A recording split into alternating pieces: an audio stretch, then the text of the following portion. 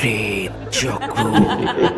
এখানে ভয় ও ভূত দুটোই পাবে। নমস্কার, সকলকে স্বাগত জানিয়ে শুরু করছি প্রেত চক্রের 145 নাম্বার এপিসোড। আমি শুভ রয়েছি তোমাদের সাথে। আজ বৃহস্পতিবার ঠিক বিকাল 6:30টায় তোমাদের জন্য দুটি সত্যি ভৌতিক ঘটনা নিয়ে হাজির হয়েছি। আজ তোমাদের জন্য দুটি সত্যি ভৌতিক ঘটনা আছে।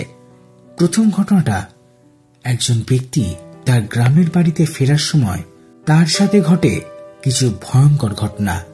আর দ্বিতীয় যে ঘটনাটা শোনাবো সেই ঘটনাটা একটা ফ্ল্যাট বাড়িকে কেন্দ্র করে, কিন্তু সেখানে যে ঘটনাটা ঘটবে তার ব্যাখ্যা আমার কাছে নেই।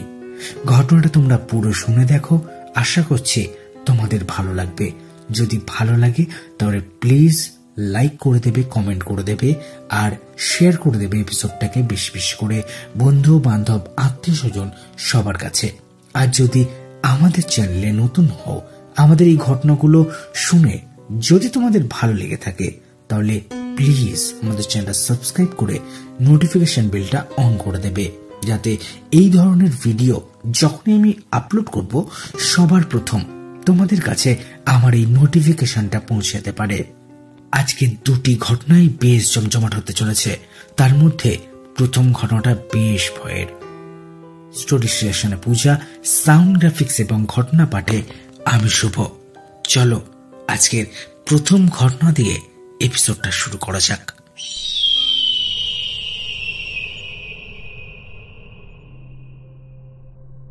প্রেত চক্রে আমি আজ একটা ঘটনা শেয়ার করছি। ঘটনাটা আমার সাথেই ঘটে গ্রামের বাড়ি ফেরার সময়। সঙ্গত কারণে নাম ঠিকানা গোপন করেই লিখছি। অন্য ব্যক্তিদের নামগুলিও নকল। এবার ঘটনায় আসছে। অফিস শেষ হতে হতে বিকাল পেরিয়ে সন্ধ্যা। আজ গ্রামের বাড়ি যাচ্ছি, কাউকে কিছু জানাইনি, ভেবেছি গিয়ে সারপ্রাইজ দেব। শনিবার হওয়াতে জ্যামে পড়তেই হলো। বাস স্ট্যান্ডে পৌঁছাতে রাত প্রায় 10টা বেজে গেল। সেখান থেকে আমার গ্রামের বাড়ি এখনো 3.5 ঘন্টার পথ। বাস যেখানে নামালো সেখান থেকে হেঁটে আরো আধ ঘন্টা। এত রাতে কোনো ভ্যান বা অটো পাওয়া অসম্ভব, তাই অগত্যা হাঁটতে শুরু করলাম। আমি খুব একটা ভূত পেতে বিশ্বাস করি না। রাস্তা দিয়ে হাঁটছি আর ভাবছি সবাই আমাকে হঠাৎ দেখে কতই না খুশি হবে। বাড়িতে আমার একটা পোষা কুকুর আছে, ওর নাম টুবু। অনেকদিন পরে বাড়ি ফিরছি, শুনেছি আমার টুবু নাকি অনেক বড় হয়ে গেছে। এইসব ভাবতে ভাবতে কখন যে 2 কিলোমিটার পথ পেরিয়ে এসছি বুঝতে পারলাম না। মনে হলো আমি যেন একটু বেশি জোরেই হাঁটছি। এরপর পাকা রাস্তা ছেড়ে নামলাম গ্রামের কাঁচা রাস্তায়। আশেপাশে বিশাল গাছ আর ঘন ঝোপঝাড়। এই অন্ধকার জনমানব শূন্য জায়গায় দূর থেকে পেঁচার ডাক কানে এলে কান না গা ছমছম করে। চারপাশে এক অদ্ভুত নীরবতা। সামনে আমাদের গ্রামের সবচেয়ে পুরনো বট অশ্বত্থতলা। ছোটবেলা থেকে এই গাছ দুটিকে দেখে আসছি। সন্ধ্যার পর সেখানে মোমবাতি জ্বালানো হয়। কেন জ্বালানো হয় তা জানি না। শুনেছি মোমবাতি না জ্বালালে রাতে ওই গাছের উপর থেকে কান্নার আওয়াজ শোনা যায়। যদিও এসব আমি বিশ্বাস করতাম না। ওই গাছটাকে দেখে এইসব পুরনো কথা ভাবতে ভাবতে হাঁটছি, কিন্তু মনে হচ্ছে পথটা আর শেষই হচ্ছে না। বট অশ্বত্থ তলাটা কিছুতেই ক্রস করতে পারছি না। বারবার চেষ্টা করেও যেন একটা জায়গাতেই আটকে আছি। স্বাভাবিকভাবে একটু ভয় পেতে শুরু করলাম। হঠাৎ মনে হলো কেউ আমাকে ডাকছে। পেছনে তাকিয়ে দেখি আমাদের এলাকার রমেন চাচা। তিনি ছোটবেলা থেকে আমাকে খুব স্নেহ করেন। গ্রামের একটা স্কুলের দায়িত্বে আছেন, যেখানে বিনামূল্যে পড়ানো হয়। আমিও মাস শেষে কিছুটা অর্থ সাহায্য করি, তবে কাজের চাপে মাঝেই ভুলে যাই। তাই যখন গ্রামে আসি তখন ওনার হাতেই দিয়ে যাই। চাচা বললেন, কি রে বাবা, এত রাতে শহর থেকে আসলে নাকি? আমি বললাম, হ্যাঁ চাচা, আপনি এত রাতে এখানে কেন? তিনি বললেন, আর বলিস না, বয়স হয়েছে, রাত দিনের হিসাব গুলিয়ে ফেলি। ভাবছিলাম সকাল হয়ে গেছে। ঘড়িতে তখন প্রায় রাত 2টো বাজে। ভাবলাম বয়সজনিত ভুলে এমন হতেই পারে। কথা বলতে বলতে বটগাছ থেকে দূরে চলে এসেছি। চাচাকে জিজ্ঞাসা করলাম, চাচা এই মাসের টাকাটা পেয়েছেন? চাচা বললে বসলেন, কিসের টাকা বলো তো বাবা? আমি অবাক হয়ে চাচার দিকেই তাকিয়ে রইলাম। এই মাসে আমি কিছু টাকা পাঠিয়েছি, স্পষ্ট মনে আছে। না চাইতেও আমার কাছে কেমন যেন বিষয়টা খটকা লাগলো। আমি কিছু বললাম না আর। চাচা হঠাৎ জিজ্ঞাসা করলেন, বললেন, তা রুনু মায়ের কি খবর? তোমরা কবে বিয়ে করবে ভাবছ? রুনুর সঙ্গে আমার বিয়ের আলোচনা চলছে, তবে এটা শুধু আমি আর আমার দিদি জানে, বাড়িতে কেউ জানে না। চাচা রুনুকে কিভাবে জানলেন? আমি চাচার দিকে তাকিয়ে দেখলাম তিনি দিব্যি সোজা হাঁটছেন, অথচ গত 1 বছর ধরে তিনি লাঠিতে ভর দিয়ে হাঁটেন। আর চাচার বাসা তো অনেক দূরে। এত রাতে তিনি এখানে কিভাবে এলেন? এই সব ভাবতে ভাবতে পকেট থেকে ফোনটা বার করতে গিয়ে ফোনটা হাত থেকে নিচে পড়ে যায়। আমি ফোনটা তুলে নেবার জন্য নিচু হতেই যা দেখলাম তা কোনোদিনও ভুলতে পারবো না। চাচার পায়ের জায়গাটা পুরো ফাঁকা, শূন্য। আমি হলফ করে বলতে পারি আমি ভুল কিছু দেখিনি। আমার শরীর ঠান্ডা হয়ে এলো, গা দিয়ে ঘাম ঝরছে। বুঝলাম এই চাচা মানুষ নয়। আমি সোজা হয়ে দাঁড়াতেই আর কাউকে দেখতে পেলাম না। আমার সামনে কোনো জনমনুষ্য নেই। একটু পরে শুনতে পেলাম কেউ যেন রাগান্বিত হয়ে ফিসফিস করে বলছে, আজ খুব জোরে বেঁচে গেলি। এই কথা শুনে আমি তাল জ্ঞান শূন্য হয়ে সামনের দিকে ছুটতে ছুটতে একসময় বাড়ির কাছে এসে পড়লাম। বাড়ির কাছাকাছি আসতেই দূর থেকে টুবুর আওয়াজ পেলাম। শুনতে পেলাম ও খুব জোরে জোরে ডাকছে। এই রাতের বেলা যখন সবাই ঘুমাচ্ছে, ও ঠিক বুঝতে পেরেছে আমি এসছি, সাথে খুব বিপদেও পড়েছি। আমি দরজায় কড়া নাড়তেই সবাই বেরিয়ে আসে। সেই রাতে কাউকে কিছুই জানাই না, পরে জানিয়েছিলাম। এই ছিল পুরো ঘটনাটা। ভালো লাগলে পড়ে শুনিও।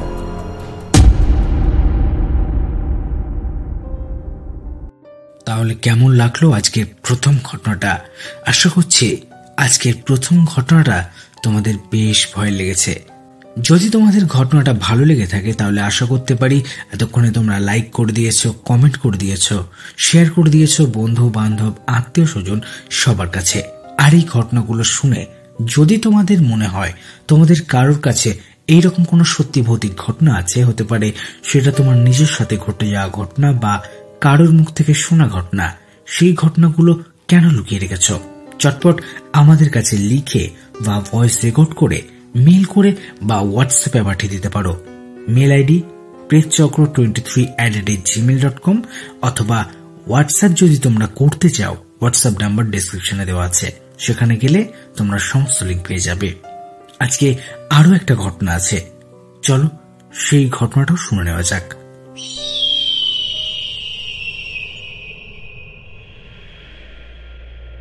খুব ছোটবেলায় এক বর্ষার সন্ধ্যায় গল্প করতে করতে আমার দিদা বলেছিল, ওরে, অপঘাতে মারা গেলে আত্মা প্রেত লোকে যায়, স্বাভাবিক মরণ হলে আত্মার মুক্তি হয়ে যায়, ওসব অপদেবতা হয় না।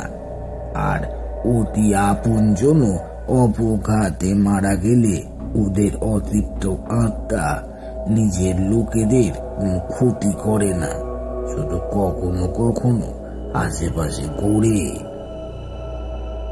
ঘটনাটা আমার এক অফিসের বন্ধুর সাথে ঘটে। ওর নাম সুদীপ। সুদীপ একটা পুরনো ফ্ল্যাট কিনেছে টপ ফ্লোরে। একদিন পূজা পাঠ হোমযজ্ঞ করে সুদীপদের গৃহপ্রবেশ হলো। অল্প কিছু আত্মীয় স্বজন, কিছু সহকর্মী, জুনিয়রদের নিয়ে ছোট করে অনুষ্ঠান। ওই ফ্ল্যাটটার একটা রুমের রং ডিপ সবুজ। সবুজ ঘর বাদ দিয়ে বাকি 2 ঘরে 2টো খাট কেনা হয়েছে, ডাইনিং এ সোফা সেট। 3টে রাত কখনো অল্প রান্না করে, কখনো বা হোম ডেলিভারির খাবার খেয়ে ওরা কাটিয়ে দিল। তারপর একদিন জিনিসপত্র শিফটিং শুরু হলো সকাল থেকে। সারা দিন লেগে গেল, কিন্তু অসুবিধে হলো সুদীপের। একদম কোণের সবুজ ঘরটা ওদের থাকার জন্য বরাদ্দ হয়েছে। বড় ডাইনিং কাম ড্রয়িং এর দুদিকে 2টো ঘর ছেলে মেয়ের, আর ছেলের ঘরের পাশে কোণের সবুজ ঘরে থাকে ওরা। কিছুদিন বাদে মেয়েরও বিয়ে হয়ে গেল, আর ওরা অষ্টমঙ্গলায় ঘুরে যাওয়ার পর ওরা সবুজ ঘর ছেড়ে মেয়ের ঘরে থাকতে শুরু করলে। এদিকে কাউকে আগে না বললেও প্রথম থেকেই সবুজ ঘরটাতে ঢুকতে কেমন যেন একটা অস্বস্তি লাগতো সুদীপের, বিশেষত সন্ধ্যার পরে। তেমন কিছুই না, কিন্তু গাটা ভারী ভারী লাগতো। কিছু কিছু অস্বাভাবিক ব্যাপার মাঝে মাঝে লক্ষ্য করেছে। বাথরুমের আলো বা এক্সট্রাকশন ফ্যান মনে করে বন্ধ করে ডাইনিং এ চলে গেলেও ফিরে দেখেন ওগুলো চলছে। এই নিয়ে স্বামী স্ত্রীর মধ্যে প্রচুর অশান্তি হয়েছে, কিন্তু হয় ঘরে না হলে টয়লেটের সুইচ অটোমেটিক অন হয়ে যায়। যাই হোক, একদিন ভীতুরাম এই বদনাম নিয়ে সুদীপ ড্রয়িং রুমের সোফায় রাতে ঘুমাতে শুরু করেন। 2-3 মাস এইভাবেই চলল, কিন্তু ওটা তো কোনো স্থায়ী সমাধান হতে পারে না। অগত্যা আবার সুদীপ ওই সবুজ ঘরে শোয়া শুরু করলো, তবে দরজাটা খুলেই রাখেন। সেদিন কত রাত জানে না, হঠাৎ ঘুম ভেঙে গেল। দেখলেন ডাইনিং এ আবছা আলোয় কি যেন দাঁড়িয়ে আছে। সুদীপ উঠে বসলে ভাবলে হয়তো স্ত্রী দাঁড়িয়ে আছে। জোরে তার নাম ধরে ডাকলেন, কোনো সাড়া নেই। মনে জোর এনে ডাইনিং থেকে উঁকি দিয়ে দেখেন গিন্নি তখন ঘুমে। যাই হোক, সাহস সঞ্চয় করে গিন্নির ঘরে গিয়ে ওনাকে ডেকে তুলে ব্যাপারটা বললেন। উনি পাত্তা না দিয়ে বললেন, যাও তো, নিজেও ঘুমাও, আমাকেও ঘুমাতে দাও। ভয়ে ভয়ে ঘরে চলে এলো সুদীপ। সেই রাতে আর ভালো করে ঘুম হলো না। এরপর একদিন অস্বাভাবিক ঘটনা ঘটেছিল। রাতে ঘুমের মধ্যে উঠে বসে থাকা সুদীপের পুরনো ব্যামো। সেই দিন কতক্ষণ উনি বসে বসে ঘুমাচ্ছিলেন তা জানে না।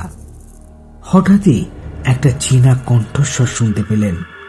সে বলছে, শুয়ে পড়, আমি আর কতক্ষণ দাঁড়িয়ে পাহারা দেব। সুদীপ দেখে এক ছায়ামূর্তি ওর দিকে চেয়ে আছে।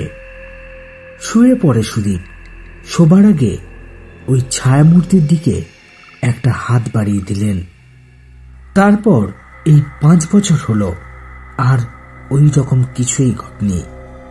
এই ঘটনাটা কি বা কেন ঘটেছে তার ব্যাখ্যা আমার কাছে নেই, কিন্তু এটা যে সত্যি ঘটেছে আমার নিজের সাথে তার প্রমাণ আমি নিজে। কেউ হয়তো বিশ্বাস করবে বা বিশ্বাস করবে না। তোমাদের কাছে এই ঘটনার যদি কোনো ব্যাখ্যা থাকে তার উত্তর তোমরা জানাতে পারো।